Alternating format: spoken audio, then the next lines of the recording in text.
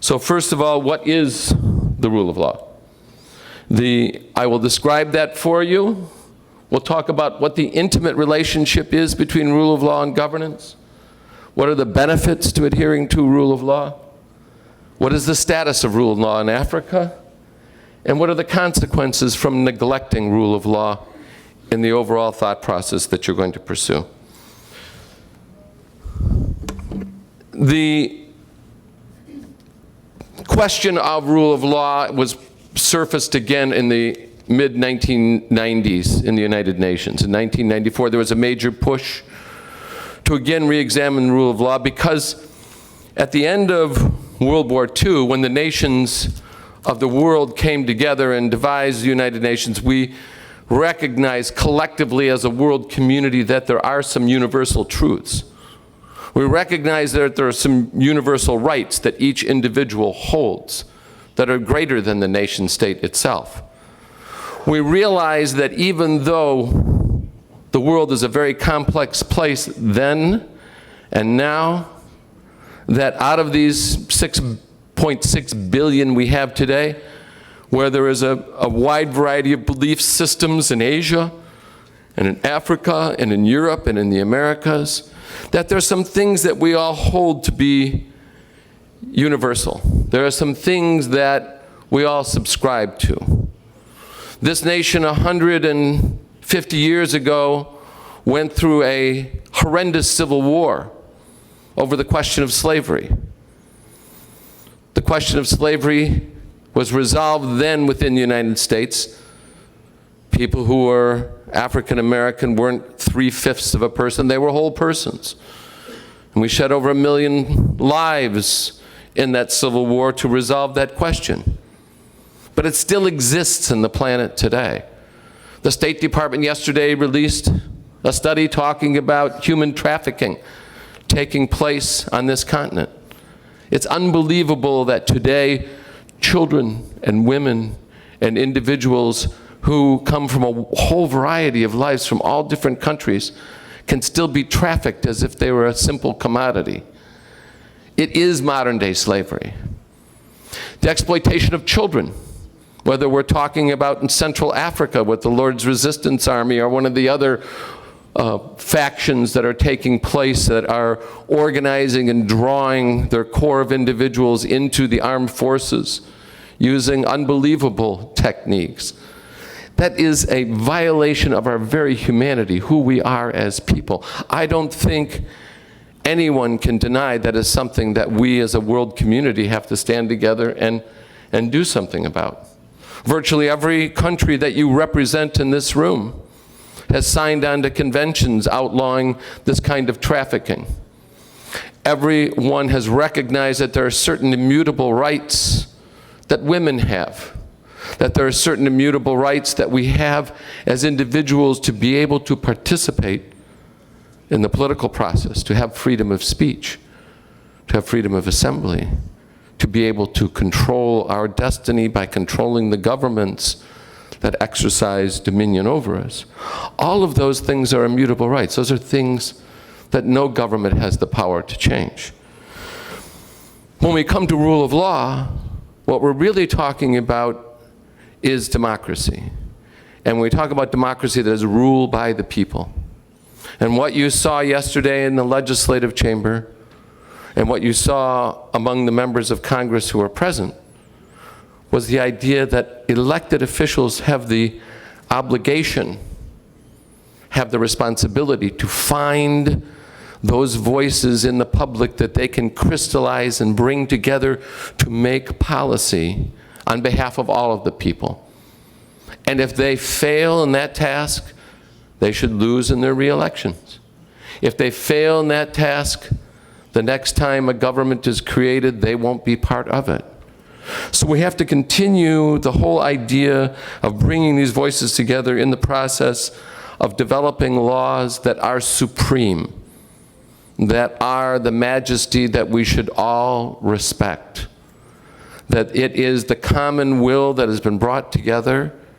It is certain ideas that we all share in a social compact that we are going to say no one stands above.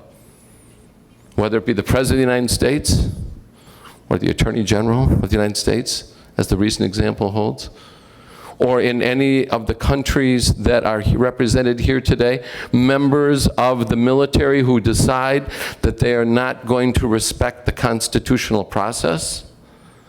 We just saw a government in Mali fall and go through dramatic changes because individuals thought they knew better than the elected representatives. They thought their elected representatives weren't paying attention. Indeed, they weren't. And indeed, there was an election that was coming up. But the point is that there has to be a process that includes the people. And the military is a reflection and a part of the people.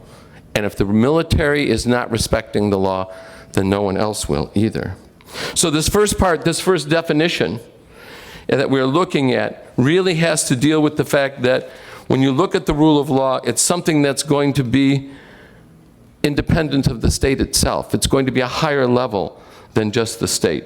It's going to require that we come up with publicly developed institutions to create laws, to promulgate them, to give them to an executive to implement, that when there are arguments about what that law consists of, you can take it to a judiciary that is independent, that's neutral, that's impartial, that's going to be making the decisions on what the principles of that law are, and that it's going to enshrine the concept of equality, that we are all equal under that law, and that no one is above it. And so when we look at what this means, we have to look at the very procedural aspects. And that's why this boring thing that most lawyers love, the legal procedure itself, really becomes the focus. Are the processes that are used by the legislative branch democratic in their origins? Are the laws they're producing transparent? Does everyone know what they are? Does everyone have sufficient notice of what they are? Are they clear in their intent and what they're trying to do? In other words, a lot of governments will pass laws, will push particular ideas in order to oppress their political opponents, in order to oppress a particular minority, in order to oppress an idea that doesn't fit in with what they think the prevailing norm should be. Those are the things that have to be checked. Those are the things that have to be constantly tested and known. And there has to be agreement among the people that there are going to be certain principles that we're not going to back off on. The laws are legitimate, that they are not going to be selectively applied to particular groups, and that if, again, you ever see historic perceptions of justice, it shows it as a blind woman holding a sword and the book of law in the other hand. Those depictions are because it has to be something that's not dependent upon who is appearing before the magistrate, but what are the real facts of the case. There is a major argument taking place in China today, for example, over the role of the elites. One of the leaders of the Politburo in Beijing, son, was driving his Mercedes-Benz home drunk one night. He hit a pedestrian. He stopped. He backed up the car and went over the woman 3 or 4 times to make sure she was dead because he figured there'd be no witness. There were a lot of witnesses. And when he was charged with a traffic offense rather than murder, people came out and protested, and the Chinese government has had to go back and now do a real trial on this young man. They're doing it because there was an understanding that in the Chinese rule of law system, you can use political influence. You can go to the magistrates. They will respond to it. So it's causing a re-examination within China of privilege, of status, and who goes before the judges and how neutral and independent the judges actually are. So it's not just here, but it's everywhere in the world. We're undergoing these kinds of challenges to what is the rule of law. Now, when you look at the history of why it's suddenly come back into, I think, a very popular topic, it's not just because of the United Nations in 1994, but it's the fact that the world has changed. During the Cold War, this government in the United States and the government of our opponents in Russia at the time, the Union of Soviet Socialist Republics, undertook a lot of activities that violated rules of law. We were engaged in an ideological struggle against totalitarian communism, and we thought that all bets are off. We have to be able to do things that are required by the circumstances rather than adhere to what the principles of law are. Both sides were engaged intensely in it, and many African states fell victim to this contest between the East and the West. In 1994, with the evolution of the World Trade Organization, the end of communism, the world has taken a different approach. We're now saying ideology is not a major factor of consideration. We have to go back to rules of law and fairness for everyone to play by, and everyone will play by these, and it will be enforced. What this has done is it's come to a new set of universal truths that say that if we're going to be involved in a world that's open and free for everyone to trade in, for ideas to be exchanged, that we have to do it with some rules, some procedural rules that will encourage trade and development, that will encourage individuals to invest, that will encourage people to travel and to see opportunities abroad, and to make all of that part of enhancing everyone's lives. So when you look at what rule of law is, the only prevailing principle that's in here that is greater than the law itself is that there are certain universal human rights, norms, and standards. And if we can embrace those when we're making laws, that those things will help build these democratic institutions that we're talking about. And that what we as leaders, you as leaders, have to make sure of is that there's going to be transparency in the procedural process. As you know, we watched in the Arab Spring the government of Mubarak fall in Egypt. A military council was created. The military council said we're going to guide and transition this country towards a new era of democracy. There were elections held, a parliament was brought into force, and the military council didn't like the composition and suspended the parliament.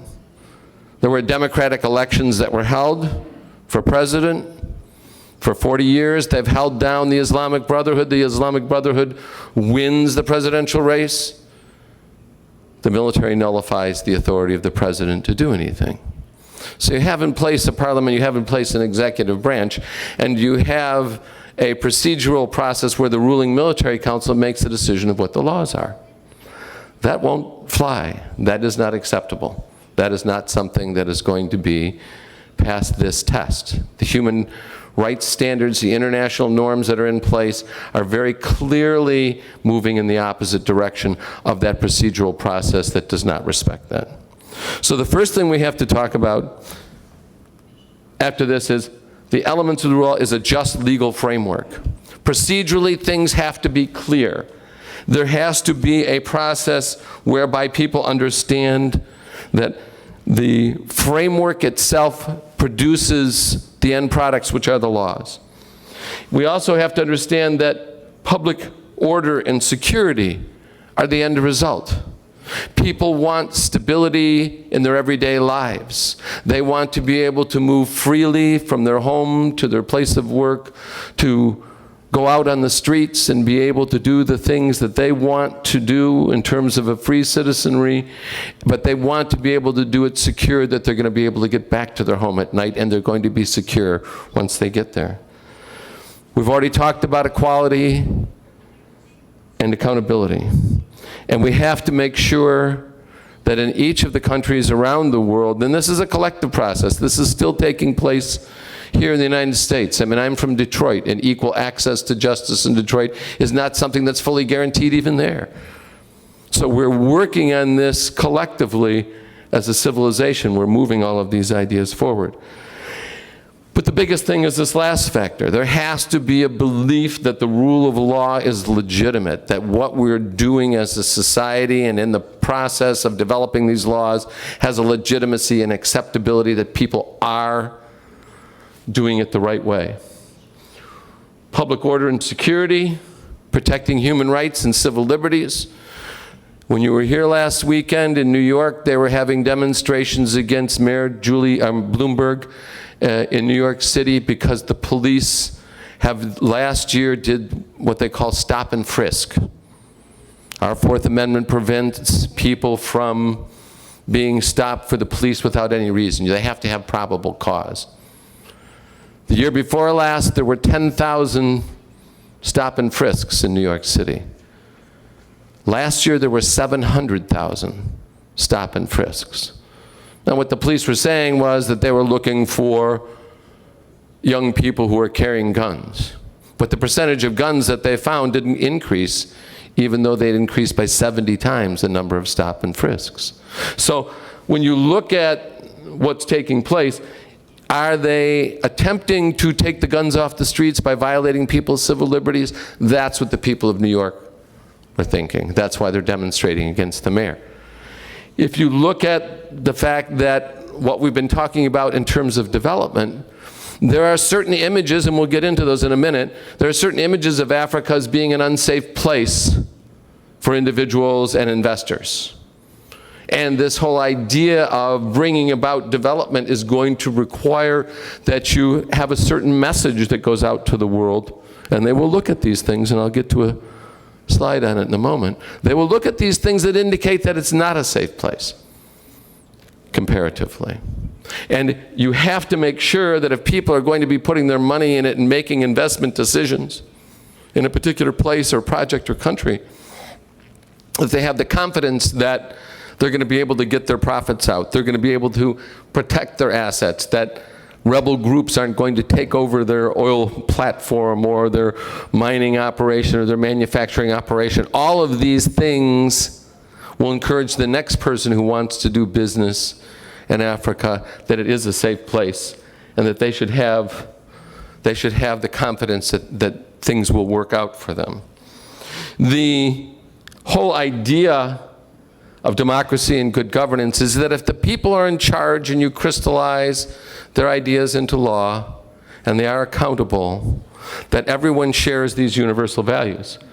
So the bedrock of what this is all about is that you have to have these democratic processes. And if the military is involved in some way, in terms of eroding that confidence and eroding that process, then there will be greater problems. For example, in Guinea-Bissau, they increased the number of people who were in the armed forces, but they didn't train the individuals. The individuals who were brought in were not literate. The individuals who came in did not have an appreciation of what the military form and organization was supposed to be.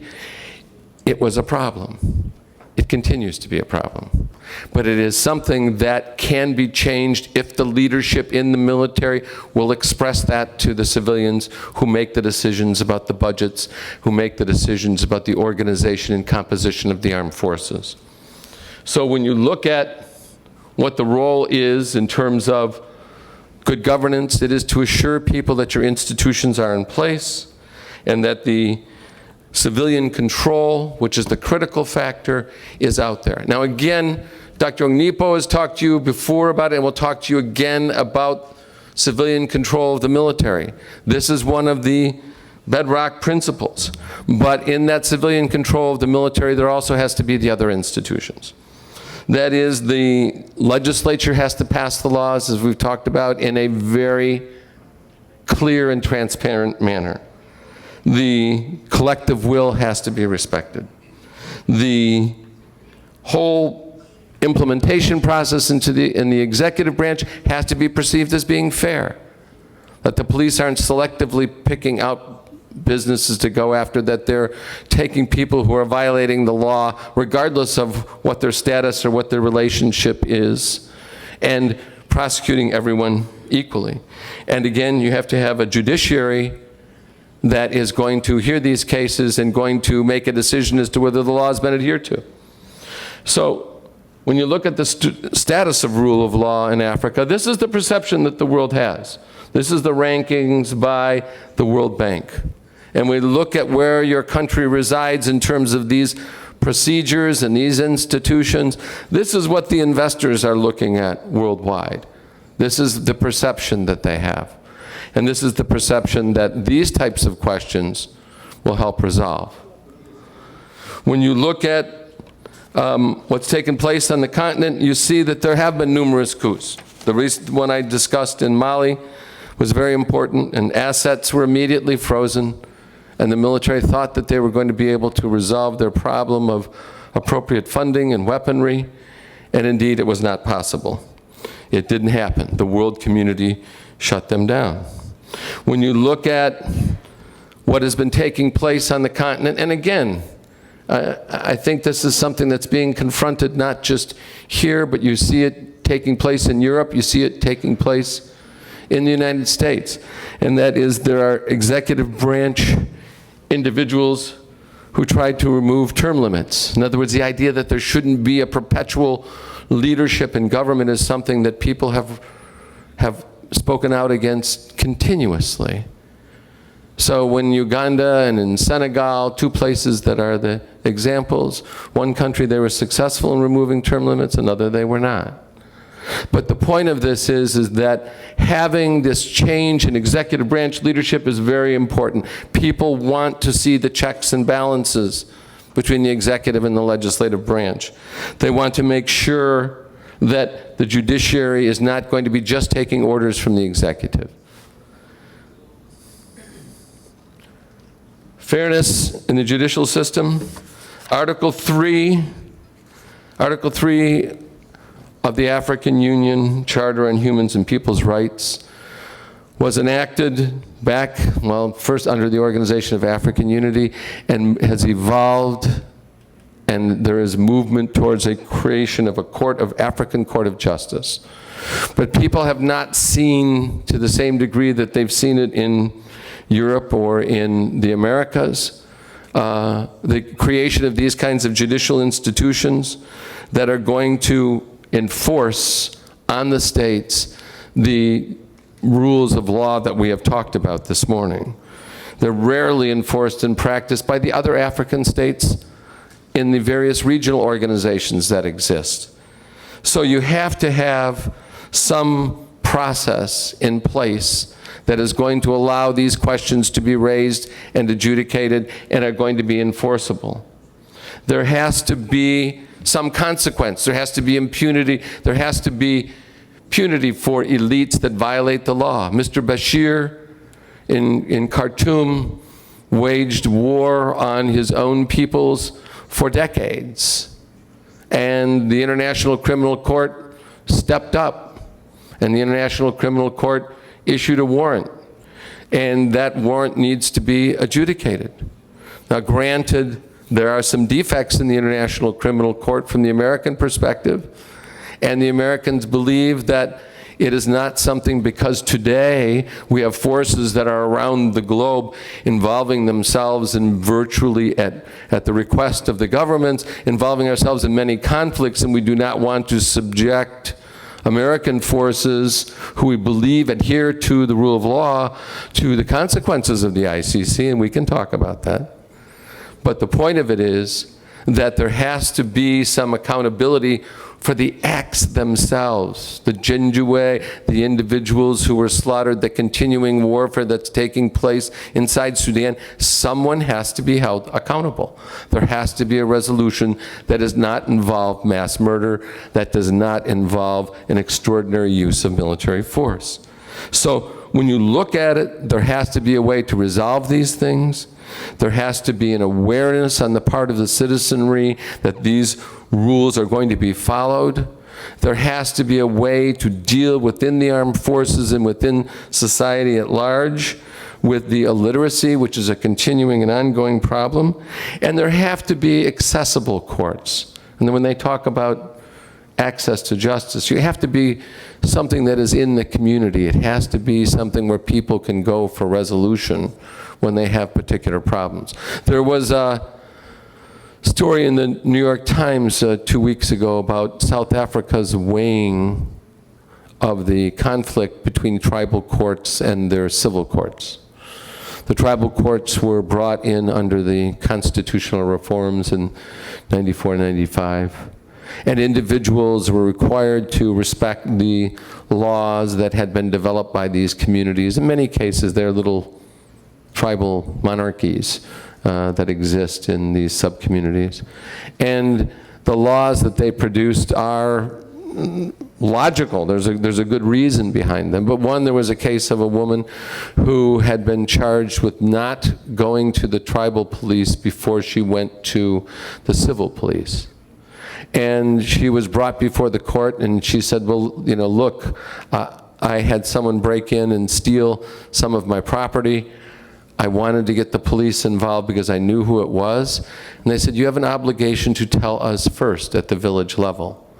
And if you don't tell us first, that's a violation of the law. So they fined her approximately $800, which is what, US dollars, which is what she made in the course of a year. And the point was that she was supposed to have brought it to them before she brought it to the civil authorities. Now, these kinds of challenges in terms of what you're going to have in terms of access to the courts, it's one where the tribal court, where the individuals who were in charge of it were basically saying, look, if we have mechanisms in our community for dealing with disputes, and if you'd brought it to us first, you wouldn't need to have brought the civil government in.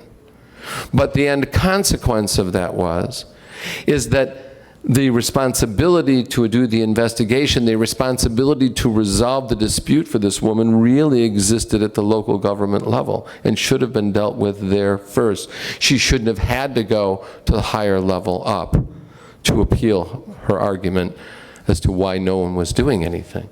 But they didn't see it that way. There are economic limitations.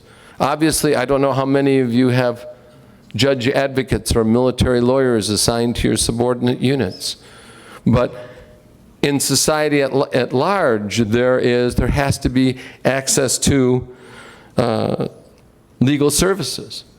In the armed forces, we found this, the judge advocate generals of the United States Army were the first division that the President of the United States set up, George Washington set up when he was Commander-in-Chief of the Armed Forces, 1775. It was the first component of the Armed Forces. I served 10 years as a judge advocate, and it was a very interesting process to go up against the commanders, to go up against the chain of command for particular soldiers under particular instances. And I was so good in terms of doing it that they decided to put me in charge of the prosecution, which really undercut my credibility with the troops, but it was a very smart move on the part of the command. So you have to have people who are available in order to have the legal rights that they understand give them access to the court. And you have to make sure, as I said before, that the procedural and institutional obstacles are dealt with. The challenges to the system are numerous. The benefits to the system are numerous. The challenges are that we have to make sure that when it comes down to accountability, that people under all circumstances understand that the individuals who are in charge are going to be institutionalizing what the different rights and responsibilities are going to be. That the individuals who are developing a legal system are going to say, here is a method of appeal. Here is a method that we have to do business that is going to take and keep these decisions that are made in some kind of stare decisis under the law, some idea that there's going to be some institutionalization of these decisions, so the next case will also adhere to the same principles that are there. We have to look at what is taking place in terms of inside the countries, and I don't want to focus too long on this, but the idea is that inside all of our countries we have to deal with the question of corruption. Corruption in the legal process, whether it's people paying off police officers, whether it's people who believe that the court system cannot adequately deal with the questions that are being presented and they feel they have to buy justice. Corruption is there from the police to the prosecutors to the judges, and it's present in this country too, and it's present throughout the developed world. Corrupt judges are what brought Greece to the point in the 1970s where the military overthrew the government. The government then transformed itself over time. The judges, finally good judges, independent judges, began to question the illegitimate rule inside Greece, and the consequence was that they were changed too. So when you look at what we're trying to do, we have to find ways to make people understand, and we have to find ways substantively to create a rule of law system that people believe is legitimate and in fact is legitimate.